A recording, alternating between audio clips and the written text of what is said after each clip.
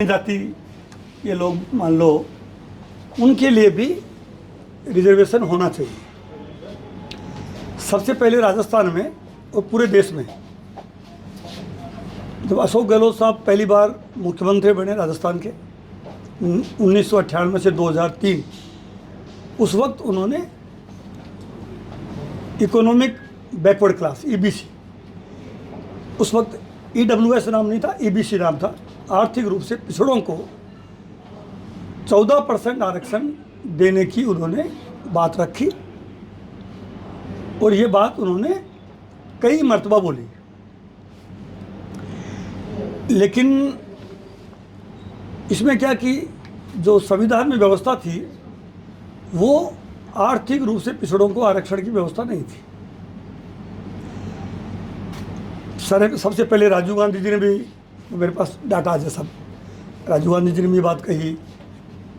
उसके बाद में ये बात नरसिम्हा राव जी की सरकार के टाइम में भी ये बात हुई। डॉक्टर मनमोहन सिंह जी जब प्रधानमंत्री बने तब उन्होंने एक कमेटी बनाई यही आर्थिक पिछड़ों के लिए, आर्थिक बैकवर्ड के लिए। उस कमेटी का नाम था मेजर जनरल एसआर सिन्हा। उसने 2010 में अपनी रिपोर्ट दी और रिपोर्ट में दी कि आर्थिक पिछड़ों को इनकम के आधार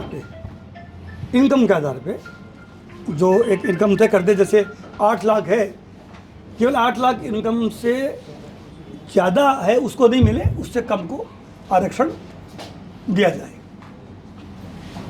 मोदी जी ने उस एसआर सिन्हा रिपोर्ट के मुताबिक करना तो चाहिए था, as it is SR Sinha की रिपोर्ट को लागू करना चाहिए था। लेकिन उन्होंने 12 जनवरी 2019 को संसद के दोनों सदनों में संविधान संशोधन 103वां करके और आर्थिक पिछड़ों को आरक्षण देने का प्रावधान किया। हालांकि वो आरक्षण 14% की बजाय 10% किया, लेकिन हमने सबने, जो आर्थिक रूप से पिछड़े लोग थे, सबने उनका धन्यवाद दिया कि प्रधानमंत्री जी ने आर्थिक पिछड़ों को आरक्षण दिया। जब वो गजट नोटिफिकेशन बाहर आया और हमने उसको पढ़ा तो उसमें निकल के बात ये आई कि उस रिजर्वेशन में कंडीशंस लगा रखी थी। एसआर सिन्हा जो कमेटी थी उसने तो कहा था केवल इनकम को बेस मान के दिया जाए, लेकिन जब सरकार का गजट नोटिफिकेशन आया उसमें उन्होंने लगाई शर्त नंबर 1, 8 लाख इनकम से ज़्यादा है वो आर्थिक रूप से पिछड़े लोग, 8 लाख इनकम से ज़्यादा है वो अपात्र होंगे, यानी उनको लाभ नहीं मिलेगा। शर्त नंबर 2, 5 एकड़ ज़मीन किसी के पास है या उससे ज़्यादा है उसको भी इस ईडब्ल्यूएस का लाभ नहीं मिलेगा। शर्त नंबर 3, गांव में अगर 200 वर्ग गज का प्लॉट है, 200 वर्ग गज का, उसको भी इस आरक्षण का, इस ईडब्ल्यूएस आरक्षण का लाभ नहीं मिलेगा। शर्त नंबर 4, अगर शहरी सीमा में नगर पालिका, नगर परिषद, नगर निगम क्षेत्र में 100 वर्ग गज का प्लॉट भी है उसको भी ईडब्ल्यूएस का लाभ नहीं मिलेगा। शर्त नंबर 5, 1000 स्क्वायर फीट का फ्लैट है उसको भी इसका लाभ नहीं मिलेगा। जब ये शर्तें इतनी लगी तो खोदा पहाड़ निकली चुहिया। समझ में ये आया कि प्रधानमंत्री जी ने एक हाथ से आरक्षण दिया, वाहवाही भी की हमने, लेकिन दूसरे हाथ से जो शर्तें जैसी लगाई वापस ले लिया। यानी ईडब्ल्यूएस का सर्टिफिकेट इन शर्तों के साथ बनना असंभव सा था, क्योंकि सर्टिफिकेट बनाने वाली एजेंसी, एसडीएम, तहसीलदार, अब उनके पास जो एप्लीकेंट ईडब्ल्यूएस का जाता तो इतनी शर्तें होता तो वो ऑफिसों के चक्कर लगाता, कोई नहीं बनाता। इस बात की जब थोड़ी सुगबुगाहट हुई, कुछ राजपूत समाज के लोग जो छात्र प्रसाद फाउंडेशन के रूप में ये अवेकनिंग कैंप लगाए, ज्ञापन दिए, ब्राह्मण महासभा के लोगों ने, वैश्य महासभा के लोगों ने भी, कायस्थ महासभा के लोगों ने भी इस बात की मांग करी कि साहब ये तो आरक्षण एक तरह से देना नहीं देना बराबर है। और चूँकि अशोक गहलोत साहब मुख्यमंत्री थे राजस्थान में, तो हम तक ये बात पहुंची, मेरे तक आई स्पेशली। तो मैंने जब स्टडी किया इस केस को, इस आर्थिक पिछड़ा वर्ग के आरक्षण का गजट नोटिफिकेशन की जब स्टडी की, तो मुझे भी लगा कि ये तो बिल्कुल ही ऐसी विसंगति है जो किसी को लाभ मिलेगा ही नहीं। तो फिर हमने मुख्यमंत्री जी को अवगत कराया कि क्या राजस्थान में, पूरे देश में तो नहीं कर सकते कि, लेकिन क्या राजस्थान में इन शर्तों में से कुछ शर्तें हट सकती है। तो उन्होंने इसको एग्जामिन कराया और एग्जामिन कराने के बाद में नतीजा ये निकला और बहुत अच्छा रिजल्ट आया कि पहली बार देश में अशोक गहलोत जी की सरकार ने, कांग्रेस सरकार ने आर्थिक पिछड़ों को जो शर्तें लगी थी उनमें 8 लाख इनकम के अलावा जो शर्तें थी भूमि और भवन की, जो 5 एकड़ की ज़मीन, 200 गज का प्लॉट, 100 वर्ग गज का प्लॉट, 1000 स्क्वायर फीट का फ्लैट, ये सारी शर्तें हटा दी। और 20 अक्टूबर 2019 को राजस्थान में आर्थिक पिछड़े वर्ग को आरक्षण का लाभ मिलना शुरू हो गया। जो ये शर्तें हटी, केवल एक शर्त रही 8 लाख की इनकम। तो 8 लाख की इनकम जो भी सेल्फ अटेस्टेड भी कर देवे, सेल्फ डिक्लेयर भी कर देवे, या ITR जो भरते ही हैं, इनकम टैक्स ज़्यादातर लोग भरते हैं, 8 लाख की कम इनकम वाली केवल एक शर्त रही, तो वो इजीली सर्टिफिकेट बनने लगे। और जब सर्टिफिकेट बनने लग गए तो फिर उनको सरकारी नौकरियों में 10% उनका बेनिफिट मिलने लगे। सिपाही से लेके थानेदार, RAS, टीचर, पटवारी, यानी 10%। अगर 100 की भर्ती निकलती है टोटल 100 की, तो 10 जो वैकेंसी है ये आर्थिक पिछड़ा वर्ग के लिए रिजर्व हो गई, वो उसका लाभ मिलने लग गया। राजस्थान में शुरुआत हुई।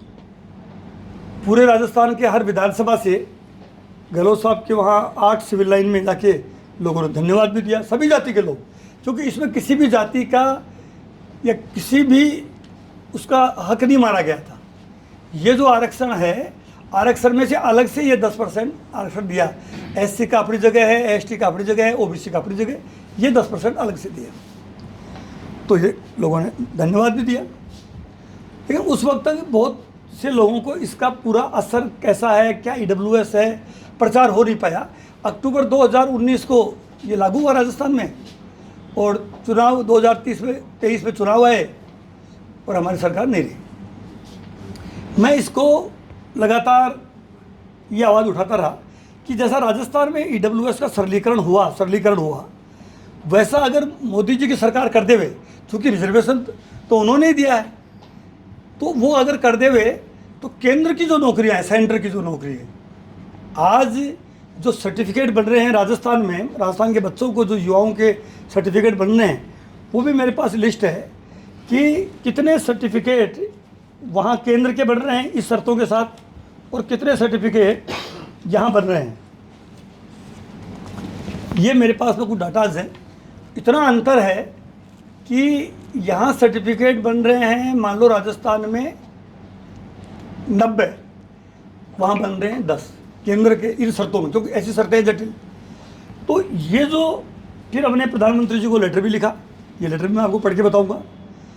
लब्बो लुबाब डिमांड एक है कि ये जो आर्थिक पिछड़ा वर्ग है, इनके बच्चों को नौकरियों में भी और शैक्षणिक संस्थानों में नौकरी एडमिशन का भी 10% एडमिशन भी है, चाहे वो सेंट्रल यूनिवर्सिटी हो, चाहे राजस्थान यूनिवर्सिटी हो, चाहे एम्स हो, तो वहाँ दाखिला, या दिल्ली यूनिवर्सिटी हो, यानी अच्छे नामचीन शिक्षण संस्थाओं में भी 10% आरक्षण का प्रोविजन है।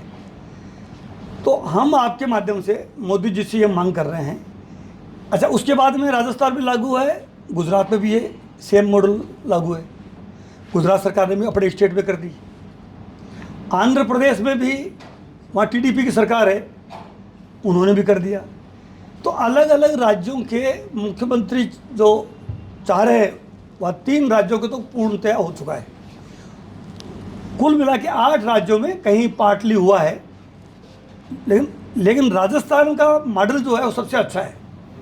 वो ऐसा अच्छा है कि ये शर्तें तो हटाई दी, यहाँ एक और बात ऐड कर दी। जब हमारे पास में लोग लेके आए कि साहब हर साल सर्टिफिकेट जो ईडब्ल्यूएस का बनता है, इसमें बहुत प्रॉब्लम आती है, हमने ये बात मुख्यमंत्री जी को कराया। तो हमारे राजस्थान में जो ईडब्ल्यूएस का सर्टिफिकेट की जो वैधता है वो 3 साल है, यानी 1 साल बाद उसको आप नवीनीकरण करा सकते हो, समझिए। दूसरी जो बड़ा काम यहाँ राजस्थान में हुआ कि ईडब्ल्यूएस के जो बच्चे हैं उनको उम्र में छूट है 5 साल नौकरियों में, 5 साल लड़कों को, महिलाओं को 10 साल की छूट है। वो और स्टेट में नहीं है। केंद्र का जो ये है मतलब आरक्षण, केंद्र की जो गजट नोटिफिकेशन है उसमें नहीं है। तो हम ये मांग कर रहे हैं कि सेम राजस्थान का जो मॉडल है वो पूरे देश में लागू हो जाए। तो केंद्र की नौकरियों में तो होवे जो होवे, जैसे मान लो यूपी में भी ये लागू नहीं है, कहीं बिहार में भी नहीं है, तो जितने भी जो सामान्य जाति के लोग हैं उनको सबको फ़ायदा हो। और विशेष रूप से इसमें कुछ ऐसी जातियाँ भी हैं, मैं आपके माध्यम से ध्यान दिलाऊँ, जो जैसे राजस्थान में विश्रोई है, वो स्टेट में ओबीसी में है राजस्थान, लेकिन केंद्र में वो सामान्य में है। अभी जोधपुर में हमने प्रेस कॉन्फ्रेंस करी, महेंद्र विश्रोई जी बैठे, वो उन्होंने भी कहा कि भाई जब सामान्य जाति में हम हैं तो वहाँ भी उन जब सामान्य जाति जो ऐसी पूरे देश में 671 जातियाँ हैं, कृषक जातियाँ पूरे देश में, जो राज्य में तो है ओबीसी में, जैसे विश्रोई है, जैसे भरतपुर धौलपुर के जाट है वो सामान्य में है, भरतपुर धौलपुर के जाट हैं सामान्य में है। तो सामान्य में जो भी जाति है, ये कह रहा हूँ मैं इसमें, वो सब ईडब्ल्यूएस में, ईडब्ल्यूएस मतलब इकोनॉमिक बैकवर्ड क्लास, सामान्य जाति में 8 लाख इनकम से कम जो हैं वो सबको ये बेनिफिट मिल रहा है।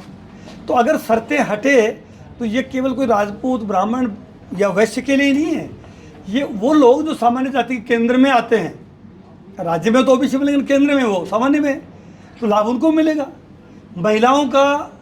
महिलाएं सबसे ज़्यादा पीड़ित हो रही हैं इस फार्मूले से। केंद्र कर ने जो कर रखी शर्तें, 5 एकड़ ज़मीन, ये जो कर रखी है, महिलाएं भी इससे बहुत पीड़ित है। तो ग्रामीण भारत है, जो एसआरसीओ की जो मंशा थी, मेजर जनरल एसआरसीओ की मंशा थी कि ग्रामीण भारत के जो आर्थिक पिछड़े लोग हैं